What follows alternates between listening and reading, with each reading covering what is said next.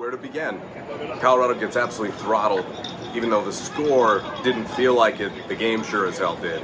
28-10. This game was never competitive. It was never close. I think the positive, we just start out with the positive right away, is if this game had been played last year with this Nebraska team versus last year's Colorado team, this game probably ends up 49-10. But Colorado's defense, I thought, bowed their back in the second half and really prohibited this thing from getting extremely out of hand to the point where, okay, well, look, I mean, mathematically, you're still in this game, but it just never felt like it. The Buffs have some serious problems, and a lot of them are the same problems that they dealt with last year. They cannot run the football. They look unprepared in big moments, and tonight, shell-shocked by their bitter rival, Nebraska, in the last game that these two schools are going to play for a very long time. So this is going to be one that sits in the craw of Buff fans, right? You know, I think in the back of my mind, the one thing that I don't know if feared is the right word, but the one thing I was worried about this week, and I harken back to last year, is it felt like proving grounds arrived in week 4 last year against Oregon. Well, this year, they arrived in week 2 against Nebraska. You had to be ready for the moment, and Nebraska was, and Colorado was not. And it reminds me of something that I'm driving to the coast the day before the game last year, and I'm listening to sports radio in Oregon, and I remember the host said, the University of Oregon is going to use this four-hour block that they have on national television because of Coach Prime in Colorado, and they're going to use it as a springboard for Bo Nix's Heisman campaign, and you know, it's going to be a 4-hour infomercial for the University of Oregon. Guess what happened today? 4-hour infomercial for the University of Nebraska. This is, you know, the interesting part is they're going to get that type of praise, but I don't think they played all that well. CU gave this game to them. The one thing that you knew that Colorado could not do tonight was beat themselves, and they beat themselves. And it's another one of those situations where you dealt with a lot of these problems last year. Inability to protect the quarterback, inability to run the football, so even more pressure onto Shedeur. They can't solve it. And Coach Prime said, look, if, you know, in the postgame that if I say what you guys are all thinking, I'm going to get in trouble for throwing my guys under the bus. Look, I think part of it is certainly talent. You cannot just go and get 5 new guys and expect things to be corrected. Oh, well, I got 5 new players, it's corrected. I'm not saying that's what they did, but there may be more to that than maybe we would originally anticipate. That, all right, well, we got new linemen, right? And, you know, we're mixing it up with Pat Shermer, but the problem is schematically, there's a serious disconnect here. They look the same in a lot of ways. They really do. Even though the scheme is different, there's a lack of ingenuity, there's a lack of creativity, I think, especially in the running game. But the other problem with that specifically is that, I mean, you're going to have to sustain some sort of drive. You're going to have to give your quarterback some time. Shedeur had no time tonight. You know, Nebraska was getting pressure, and this is the biggest problem as it relates to that front 5 group. Nebraska was getting pressure with 3 and 4, and Colorado just couldn't stop them. And they failed to adjust, really. There was no running game trying to get out to the edges. They kind of bailed. The leading rusher tonight, 5 carries, Dallin Hayden. I think in 2 games, all told, you're like 75 yards net in rushing. You know, with sacks factored in. You know, I think it's still under 100, or maybe just right at it in 2 games. You know, if you take the sacks and do adjust it. So you're just not going to win football games if you are only one-dimensional. And I think it's a really disappointing night for not only, you know, Colorado fans, certainly, who were told all offseason, we're going to run the football. Things are going to get better. But when you look at it, it's got to be really disappointing for the coaches in that locker room, for Coach Prime, because he did think that a lot of this was corrected, and it's clearly not. And that's a huge issue.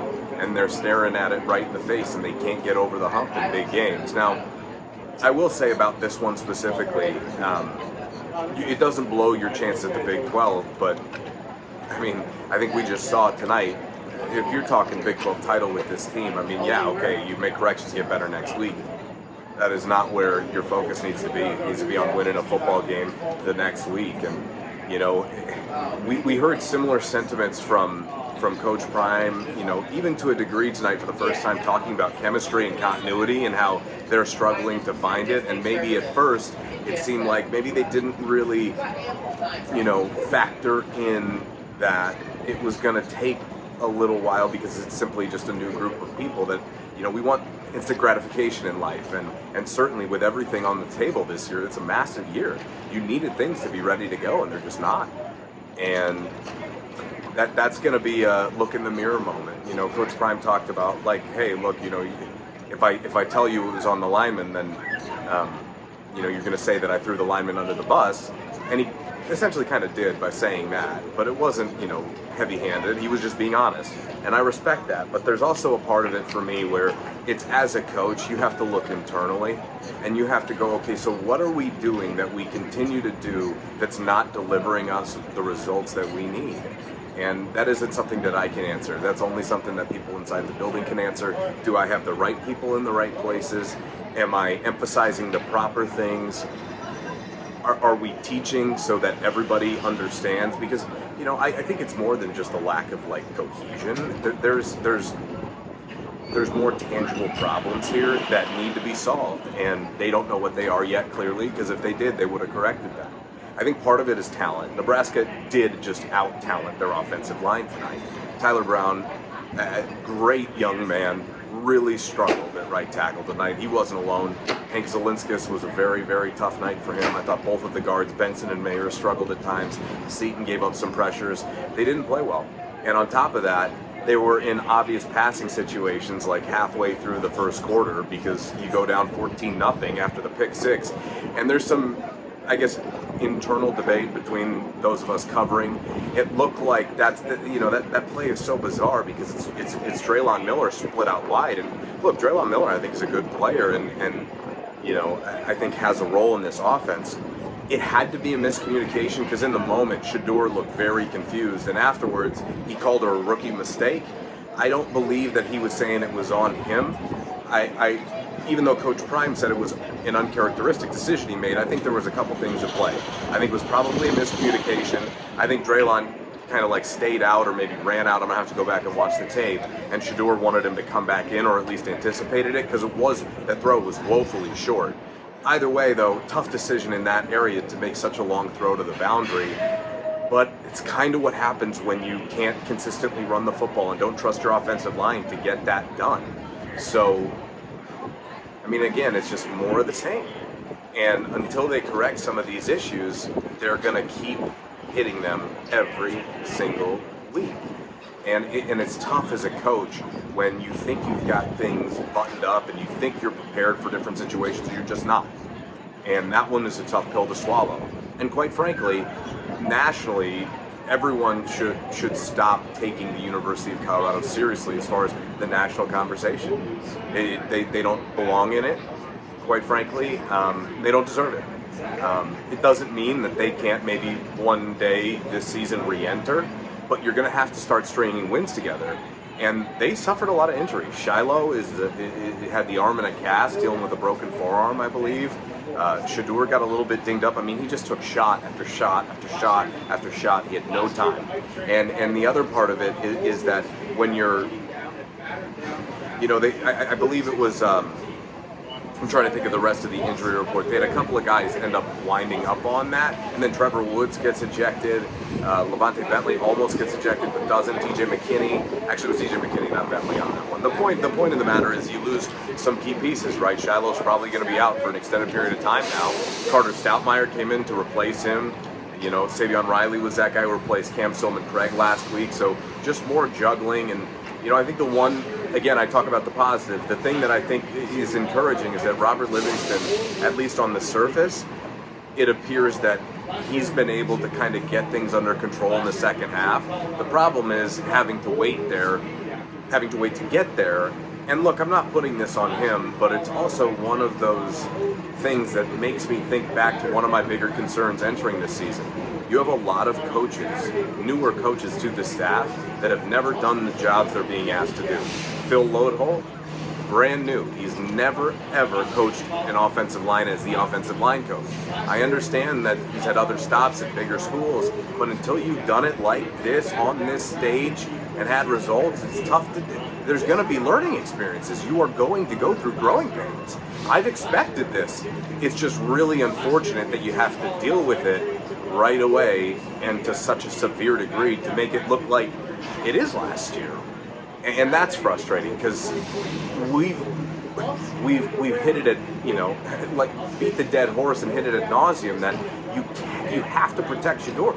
52 sacks last year. I mean, this guy has to get some time. And the truth is, you can hold up against, North Dakota State, and they did to a degree, right? They did just enough.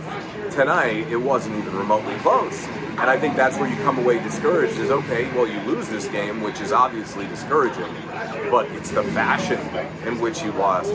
Again, I mean, the defense kept them competitive, but did anybody think that at any point they were going to make a push? I think they were rattled early by the pressure. And Coach Prime said that it wasn't the pressure early, it was the pressure throughout the game. I think it was the pressure early, certainly, that hampered them. This place was rocking. This is an amazing environment to watch a college football game when it is packed. 90,000, I mean, from warm-ups, all the tales you hear about this place, they're true. They're true, and you have to credit this fan base, and you have to credit that football team because that is a coaching staff that had their guys ready to go. And I think the bigger concern here clearly is that Dylan Raiola is a freshman. And Shedeur tonight, basically said, well, how much did he get touched? I don't think he got sacked. They did a good job with their game plan, but I don't believe Nebraska beat Colorado. I think Colorado beat themselves. Maybe Nebraska's D-line beat Colorado. But beyond that, Nebraska's offense, okay, they ran the ball for, 140 yards-ish or so, but nothing that you can't overcome. And quite frankly, I mean, this is 28-10 with that pick six. If you remove the pick six from the equation, Colorado allows 21 points. In a game like that, you figure they got a pretty good shot to pull it out. But tonight, they couldn't get anything going. Nebraska was just way too much. And again, I go back to the fact that they were able to get pressure with 3 and 4. And, I don't think they ever rushed more than 5. Like, I'm going to have to go back and watch the film. But if you're getting beat like that, what chance do you have? And for this to be a brand new offensive line to still deal with those struggles is definitely a red flag. And this is one of those where you really struggle to find positives. The coaching decisions, all right, let's just go through them. First quarter, 4th and 1, you can't pick up a yard again. That is so demoralizing. Another massive situation where Coach Prime tells his offensive line, I trust you to go get this yard. But I have to say, Charlie Offerdahl's the one getting that carry out of the shotgun. Look, I mean, I'm going to have to look at the tape to see how the blocking held up. It's tough in real time, to get every one of those plays down. I don't want to be unfair in criticism, but is that your best option? Is your best option a shotgun run on 4th and 1? I mean, your offensive line's got to hold up, but is that your best option with Charlie?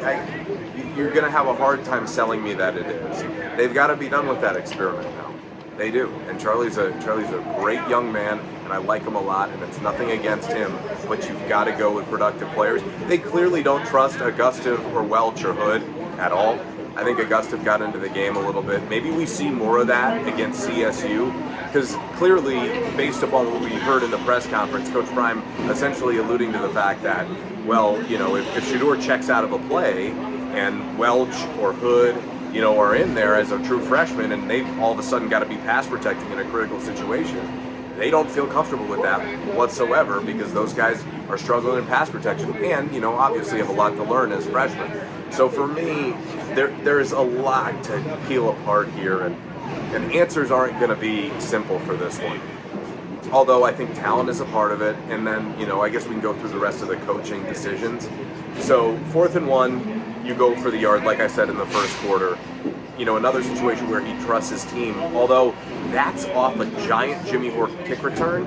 You're on the road in this type of environment, you make it down there, that's a freebie. You get stopped on 3rd down, look, I think plenty of people will disagree, and to each their own, but to me, that's the wrong call to try and go for it there. It is 4th and 1, I get it, but hey, you need points. And in that moment, you got a big kick return. If you get stopped there, that whole drive is for naught, and you're only down 7-0. I'll take 7-3, certainly, especially considering some of the decisions that they did make later in the game. End of the half, they were just trying to get something out of it. But that decision to kick the 61-yard field goal, respectfully, I have to say, is one of the worst coaching decisions I have ever seen. That was humiliating. It was embarrassing. The fact that they didn't, A, either throw it to the end zone or B, take a knee was egregious, and it was almost borderline malpractice. I think it was. You want to know what the longest field goal ever made in this stadium was? 57 yards. When Nebraska beat Colorado in, what was it, 08? 57. That field goal attempt from Jay Feely at the end of the first half was from 61. I don't care what he says his range is. And again, respectfully, Jay Feely can't even get the ball into the end zone consistently on touchbacks, and you're letting him kick a 61-yarder? I think that is as bad as it gets. I know you're just trying to get something there. You get no boost from that. Nebraska gets the ball first out of halftime. At least take a shot towards the end zone or kneel it and get into the locker room. I think that was a failure in coaching of putting a player in a humiliating situation, quite frankly. I mean, you got to know that he's got no chance to make that kick. When has he ever proven to you that he could do that? I know you're just trying to take a flyer, but that was humiliating. That was humiliating, and that's directly on coaching. You have to be better than that. It just feels like there's times when things go wrong that they lose a lot of their composure, and it's in these environments. It's not necessarily at home in Folsom, because they were able to recollect some of that last week, clearly, and against different opponents, lesser opponents. I have yet to see them go up against a better team and recover through the jet wash of getting rattled, of being able to just settle down. And now credit to the defense, because the defense did. Offensively, though, and I'm really more talking about from a coaching staff perspective, they're struggling with that. I know it's a new staff, but the truth is this is a massive missed opportunity. And nationally, people are going to tear you apart. You're not beating the allegations that you're no better than you were last year. You're not beating the allegations that you can't build a team in the transfer portal. You're not beating the allegations that you can't run the football. All of that is true. You can't shoot any of that down. Like, you could point to last week, but the fact of the matter is, and they know it, there are serious problems that they don't really have answers for. And I think, like I said, I think part of it is talent. But part of it is, I think, just a failure in philosophy to an extent. And look, when your quarterback is constantly running for his life, it's never going to be easy. But the truth is that we've seen worse CU teams be able to run the football. This team for 2 straight years cannot run the ball. Cannot do it. There is an extreme lack of creativity in the running game. All you're doing is running out of shotgun, and primarily without a tight end on the field. What does that mean? Well, quite frankly, you don't have a lot of different ways you can run the football. They have to start to do things differently to try and spark that. Whether that's pre-snap motion, whether that's trying to get the defense move a la the Dolphins or maybe the Niners, right? Like, you've got to do different things. Get the tight end involved. We saw Savell Smalls on the field tonight, but quite frankly, I mean, Colorado just couldn't sustain drives, so, but part of it is that there's so much pressure on Shedeur. And again, this one is tough because you got buried so early. Well, buried.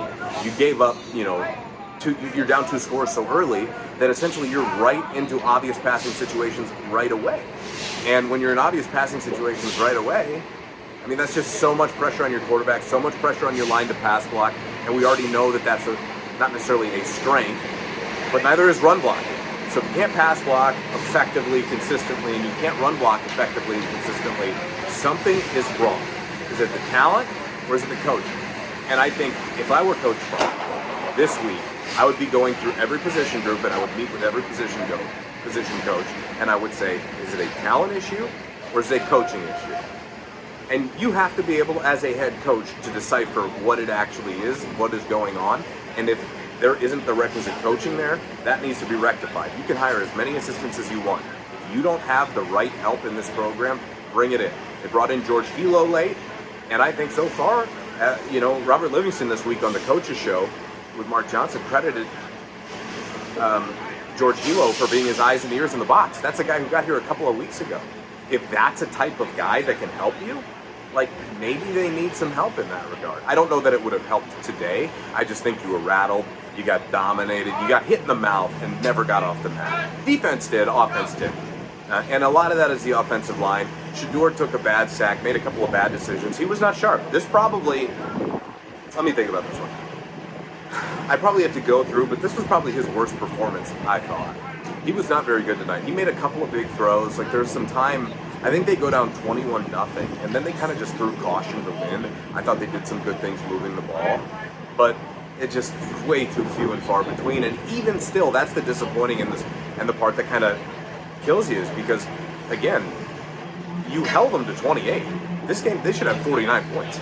They should have. Now, you know, they took their foot off the gas a little bit, but I don't think that had a lot to do with it. They just were never aggressive because, quite frankly, I mean, Dylan Raiola, that's his second career start. Like, you can't put that much on his shoulders. But it was Colorado beating themselves. You know, I think it was 7 penalties in the first half.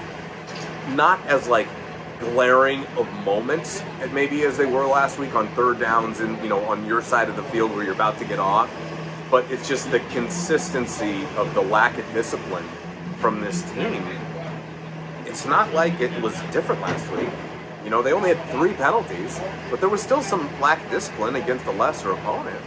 You know, and today they just unraveled, I thought. You know, Trevor Woods with the really, I mean, I don't know what he thought was going to happen on that hit at the end of the first half. I guess you're just trying to knock the ball loose. And luckily, I mean, seriously, that happened in the first half, so Trevor's going to be available for CSU next week. So, you know, that could have been a disaster to not have a guy like that. But the point is that I think for everybody who thought this team could compete for a Big 12 title, everybody who thought this team could win 9 games, the fact of the matter is the reason last year we were harping on, well, how are you going to run the football? Is that a point of emphasis this offseason? And it was. And it's got to be killing Coach Prime that they're really this bad at it still. And what I would say is the coaching staff needs to have a summit moment where everybody comes together and goes, what is wrong here? We have to fix what's broken. And I'll just say that for next week against CSU, that's an opportunity for you to run the football, and you have to be able to find some traction consistently. Like, you absolutely do. There is, if you go into CSU being like, well, we can take advantage of them through the air, so we're just going to dice them, you're failing the rest of the season because you have to be two-dimensional. You have no choice. You have no choice. And in my opinion, it's got to be Hayden and somebody else. I think Charlie can kind of take a beat on that game. It's just never going to be what you hope it could be. And it's nothing against him. He's just, a game like today really showed it to me at least. But again, the offensive line, I mean, it's tough to point the finger at the backs when the line was as bad as they were because they were awful. And how you're that ill-prepared for what Nebraska is going to show at you, unless you're just telling us that you're just not talented enough. And maybe that's the case. I mean, look, the encouraging part heading into the season was that you brought in Power 5 starters at different locations that actually had success before. None of that is translating right now. And I know that you need like a quarter of a season before an offensive line starts to develop. But guys, they don't have that luxury. Like, you don't have time. You don't. And I don't envy the position that as a coaching staff they're in, but they have to do better. Like, there's no ifs, ands, or buts about it. As a coaching staff, you're starting to understand who your team is. Guess what? There are a lot of last year. You have to learn from what we've seen these first 2 weeks and go, okay, what are we doing the same? What could we fix? And I'm not saying they're not, but clearly it needs to happen to a different degree because it's not just what's happening on the field. I thought the game plan was awful tonight. Now, you wouldn't have been able to tell what it really was because they couldn't build any rhythm. They couldn't get a first down. They couldn't get out of the starters' blocks. And then, before you could say Bob's your uncle, you're down 14-0, and then there you go. There's your ball game. And now you're throwing every time, and defenses know, and Shedeur's just trying to do what he can. That being said, I really didn't think that they were very, very simpatico, him and Shermer tonight. I don't think Shedeur was very sharp. I don't know if that's a result of Shermer or on Shedeur. He knows he's got to be better than that, but at the same time, I mean, I can't be running backwards and you expect me to make every single play. I can't have pressure constantly in my face. And he was hit a lot again. And if he gets hit like he has been the first 2 games, we're going to see what it was last year. It's what's going to happen. Although I will say, like, I think there's other moments that the defense that I do believe has improved. This should have been 49-10. The fact that it's 28-10 does not tell the whole story of just how far apart this game really was, unfortunately. They're really struggling to get Will Sheppard involved. I thought we'd see a lot more Will Sheppard. LaJohntay West are the same. They're not, I'll tell you what, offensively, they are not doing a very good job of making sure to get their skill positions, the ball, in a position to do something with it, and utilizing those guys. Like Draylon Miller, is he the right guy for that moment? I don't know. Freshman on the road, second game of the season, second drive. What was it? The second drive for the offense, and you're backed up along the goal line. Is that really the guy? If that's, I don't know, Matt. I just think there's a lot of those details that are being overlooked, and there's a lot of those details that are maybe being glossed over. They cannot be anymore. This has to be a fine-tooth comb. Here's why. Because if you were doing it the right way, you wouldn't see a lot of the issues that you're seeing right now. In the second half, kicking it down by 28, I thought was ridiculous. That's the wrong call again. You have to try and score there. You're not going to win the football game, but what does a field goal do so you don't get shut out? Really? I don't know. I really disagreed with that one. And look, I saw some issues with clock management. I didn't have a ton of issues. I mean, obviously, the end of the first half wasn't ideal, but they did get themselves down the field. The problem is, again, you attempted what would have been the longest field goal in Memorial Stadium history with a guy who normally doesn't kick field goals for you. Is that really a better option than throwing it towards the end zone? So the whole thought process here has to get dialed in. And if they feel like they don't have the requisite help, they need to go get that. Maybe you need a game day assistant. Maybe we need another set of eyes and ears, some more experienced coaches on this staff. And credit to Robert Livingston, first-time DC, and look, again, without being in that room, it's hard to evaluate every one of them. It just on the surface appears that the adjustments that they've made defensively have really been effective. Cam Silman-Craig, after the game, though, said he didn't really feel like it was adjustments. It was just believing in who they are. Maybe it was a pep talk, a rally, I don't know. But either way, they're doing things. They're effective, I think, against the ground game. Nebraska could have run all over them tonight. They didn't. They really didn't. I mean, they still amassed over 130 yards on the ground. But, again, this game last year, CU's giving up close to 300 yards, and this game's ending up 49-10. It didn't. That is a positive. It's the only positive. The reality is you have a really long ways to go. And you're not going to be the team that you thought you were going to be this year, so you have to start putting in the work to make sure that you don't end up the team that you ended up last year. Like, at a certain point, as a coaching staff, you have to say enough is enough. And I know they're trying to do that. And Coach Prime said, look, how much more? We rep these things over and over and over in practice, and they're still doing it in the game. My suggestion there would be, if that's the case, then clearly everything you're doing isn't the right way to be doing it. Or you've got to rethink maybe a more creative way to do it, or a different way to do it. But you just have to really fine-tooth comb it all, because it's not getting easier, right? Like CSU, are they Nebraska going to Fort Collins? No. But if you think that CSU doesn't want to kick your teeth in too, you're crazy.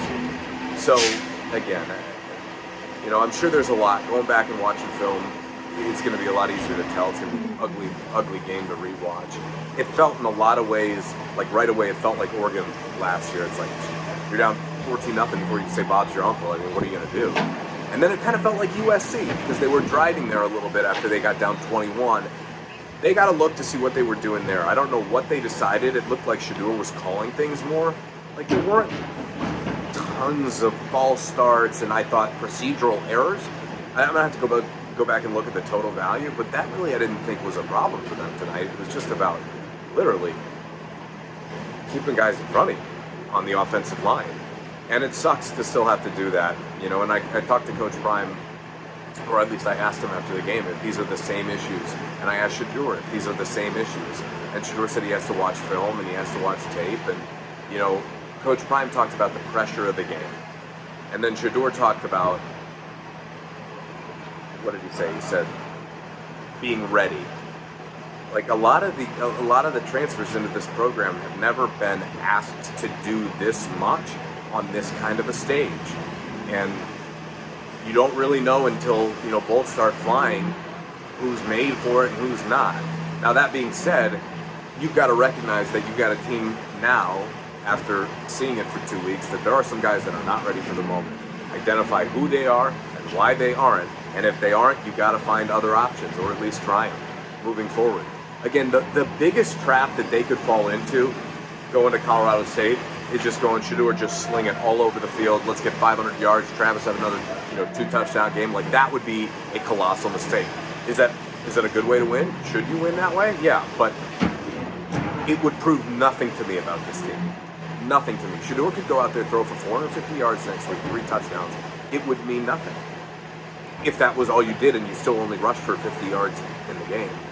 Like, I think Oklahoma State and Utah and Baylor and UCF, like, there is no guaranteed slam dunk win. There's no layup left on the schedule. You have to get better. And one of the biggest problems last year is they just didn't. Like, I didn't think they got better in any facet, really, without, like, getting down to the minutia of it. To a degree that it actually mattered or translated to wins last year? No. Like, you cannot allow that to happen this time. So from a coaching perspective, I think you really need to reevaluate how things are going, what people are hearing, like, what is my game plan? And offensive line, I think they need help. I think they need a little bit of help. We're going to see. If a lot of the issues aren't corrected next week, I don't know. It's tough because it's the first 3 weeks of the year, but next week is the easiest opponent you have left on your schedule, and they want to beat the piss out of you.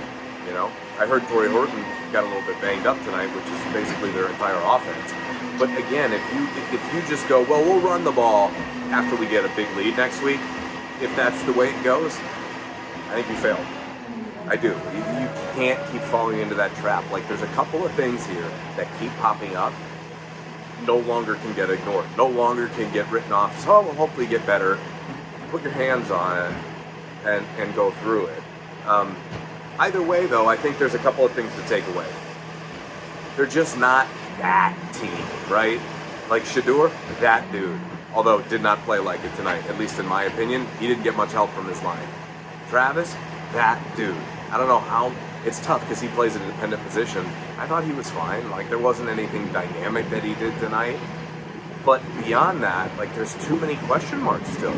And the pass rush was, by and large, totally ineffective.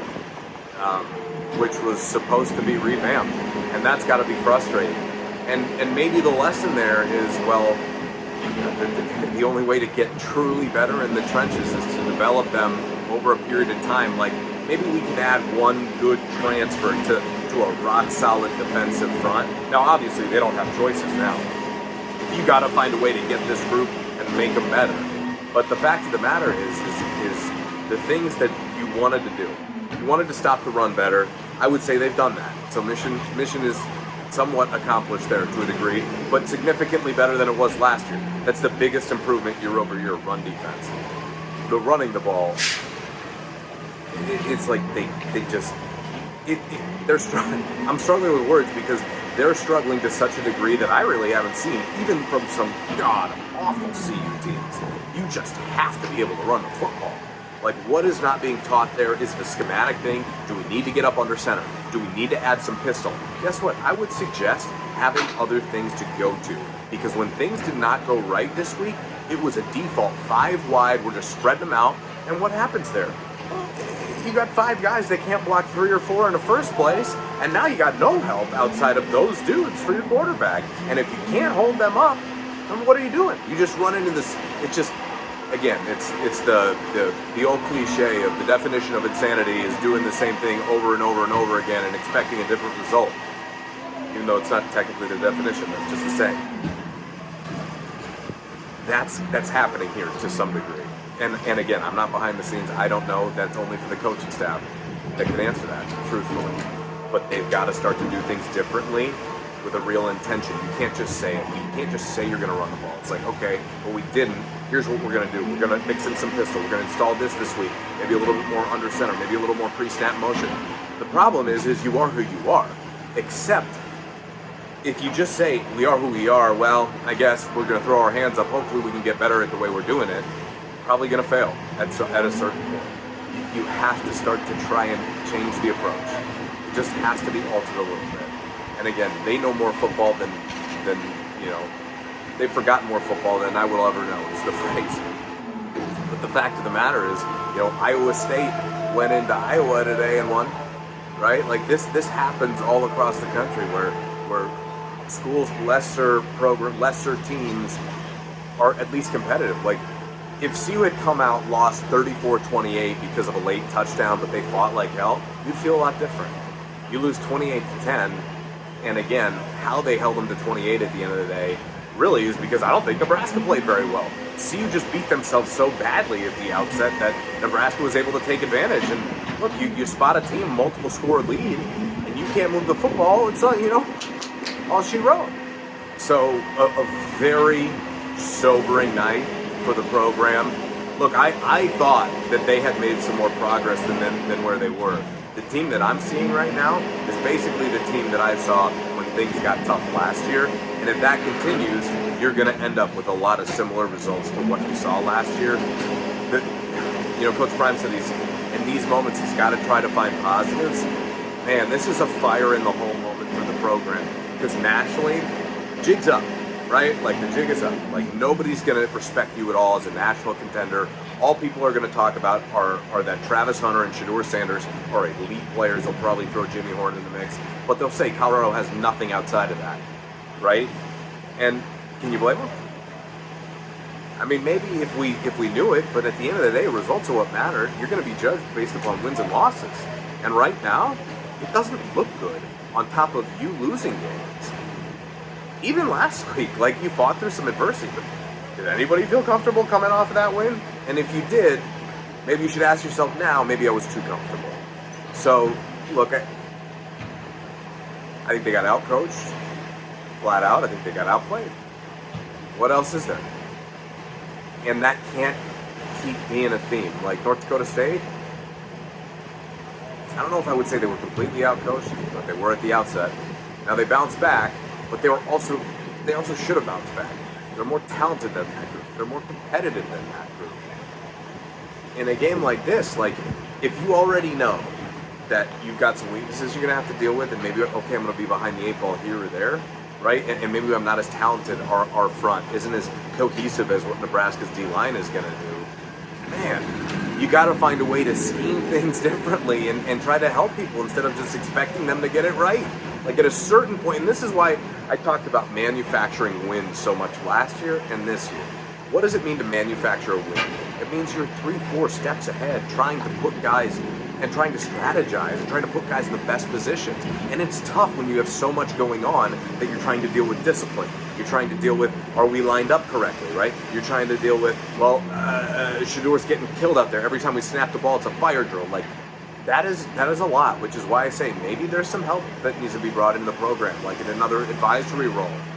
Because look, I thought Pat Shurmur had some good game plans, and I'm sure a lot of people will bury Shurmur, but it's just as much as on the O-line as it was Shurmur, and probably just as much on Phil Lodeholt because he's responsible for that group. So, it's uber frustrating because you want it now, and Coach Prime has written some big checks, and as we stand here talking about it, I don't know that they're going to be able to cash them at any point. And this changes next year when Shador and Travis leave. You're basically starting all over again to a degree. Like the other day at the team meeting, Coach Prime asked all the seniors to get up and go to the wall. Half the room got up. You're going to have to rebuild this team again. Like that is going to be a decision that Deion Sanders has to look himself in the mirror and decide, do I really want to go through with that? Is this really my calling? Is this something that I want to do? And from CU's perspective, you're making so much money that you're absolutely loving it. But if the on-field product doesn't eventually start to improve, or the coaching staff eventually proves that they can correct some of these issues that are consistent, you're going to have faith. So I'm not there yet. I'm not saying you shouldn't have faith, but what I am saying is that there are clearly some coaching issues here. Like, there's a steeper learning curve than I think was anticipated. And there's talent problems still, right? There's still a talent problem, you know? Look, I don't want to take shots at kids, especially this early, and I'm not trying to, but it's also the reality of the situation that, you know, if you can't be surprised when you talk a big game to a degree about what you're going to do, you're going to dominate, you're going to win, this is who I'm going to bring in, and then it just kind of falls flat on its face and it's consistent. And yeah, okay, there's some success sprinkled in, and look at how good this is and that is, but the truth is, I mean, God forbid Deion Sanders and Travis Hunter got hurt. What does this team look like then? It's been 14 games now, and they have no identity other than Deion Sanders. And if that's your only identity, you're only going to go as far as he can take you, and he's not going to be able to take you very far if you can't block for him. So, look, a lot to get to, but now's the time to get serious. Now's not the time to start protecting people's feelings or you know, talking about hating or any of that crap. No. Now's the time to coach up, because otherwise it's going to get rough, and you cannot afford to go down that road. Because if it doesn't work now, at least to a much better degree than it has, when is it going to work? I mean, you're never going to get a better quarterback, probably. You're probably never going to get a more dynamic player than Travis, probably. You can't make it work with those guys to any degree. I don't know.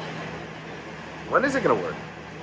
And that's something that, obviously, they're not alone, but there hasn't been enough progress made since the start of last year to feel really comfortable about the job that they're doing right now. And that's just the truth. And they feel the same. They just don't have answers. So, again, soul-searching moments here. And there's a lot more to get to. Thanks for always watching and following along. Let me know what you thought in the comments. You know, let me know. What do they need to do moving forward? You know, to kind of correct some of these issues, because they are the same things that keep popping up.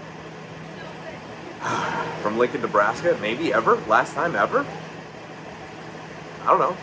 I'm sure it'll get back on the schedule again at some point, but gonna have to eat this one for a long time. It was the first time in over 5,000 days that Nebraska beat Colorado. 3-game win streak is over, and you're gonna have to sit and really stew with this one. And that one sucks, because this is Nebraska, your rival. You got a chance to pick up the pieces, and look, if you can pick up the pieces next week at CSU, you just can't get too high and get too low. Like, you can't think you have too many things corrected. This is just a long season of trying to figure this out. And hopefully, you have some epiphanies when you look over things and go, okay, assuming that the way we're doing it ain't working, what's a different way to go about this? Like, is it my philosophy? Is it my talent? Is it my execution? And I think there's a healthy mix of everything in there that you just have to go through and look. And I'm not going to sit here and pretend that I could identify what those were. If I could, I'd be a D1 head coach somewhere. I'm not going to be able to. I'm not behind the scenes. I can't see it. But what I do know is something has to be done differently, because this ain't cutting it. This ain't cutting it. And right now, this is another national embarrassment that you suffered in front of the country, in front of your rival. They got punked. They got punked tonight. And, you know, you just got to make sure that you do whatever you can to make sure that doesn't happen again. Again, thanks for watching from Lincoln.